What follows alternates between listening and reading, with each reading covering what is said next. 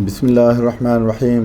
السلام علیکم دوستو، جتنی بھی میں ویڈیوز بنا رہا ہوں یہ آپ کے نالج شیئرنگ کے لیے ہیں، اور آپ ان کو آگے دوستوں کو بتایا کریں اور یہ خود بھی آپ واچ کیا کریں۔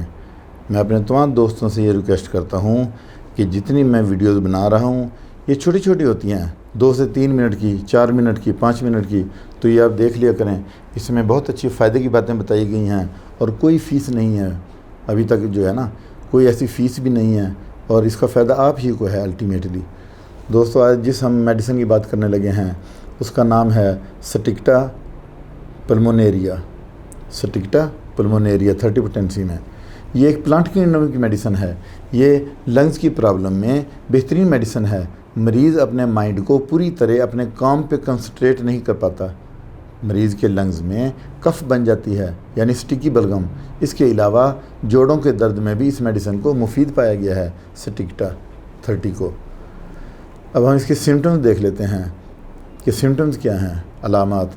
اس میڈیسن کا مریض بہت زیادہ لاپرواہ ہوتا ہے، بات ہی نہیں سننا چاہتا، ویسے باتونی ہے لیکن سر درد ہونے کی وجہ سے اپنے تکلیف کو اٹھائے رکھتا ہے۔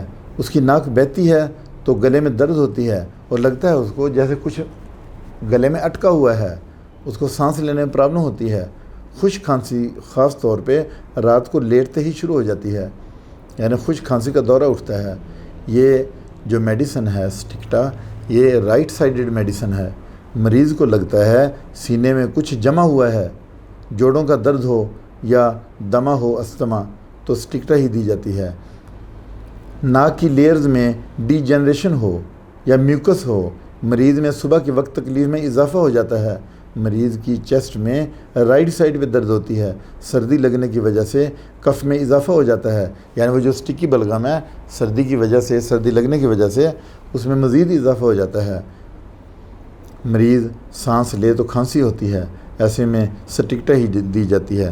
دوستو، یہ جو سٹکٹا میڈیسن ہے یہ ویسے تو ناک بلاکیج ہو یا ناک میں کوئی پرابلم ہو، کبھی یہ ناک کھلی کبھی یہ ناک بند، تو اس میں ہم سمبیوکس بھی اگر اس کے ساتھ ملا کر دی جائے، سمبیوکس 30 پوٹینسی میں، تو یہ بھی بہت اچھی میڈیسن ہے۔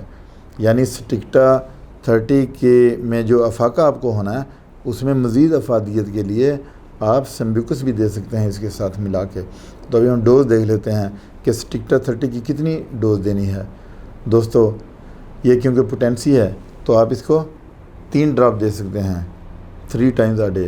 اس کے بعد آپ اسے جو ہے وہ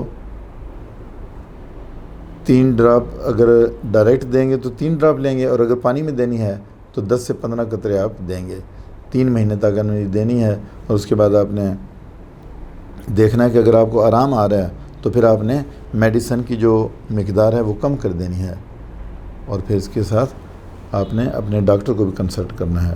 اس کے ساتھ ہی اجازت چاہتا ہوں، اپنا خیال رکھیے گا۔ اللہ حافظ۔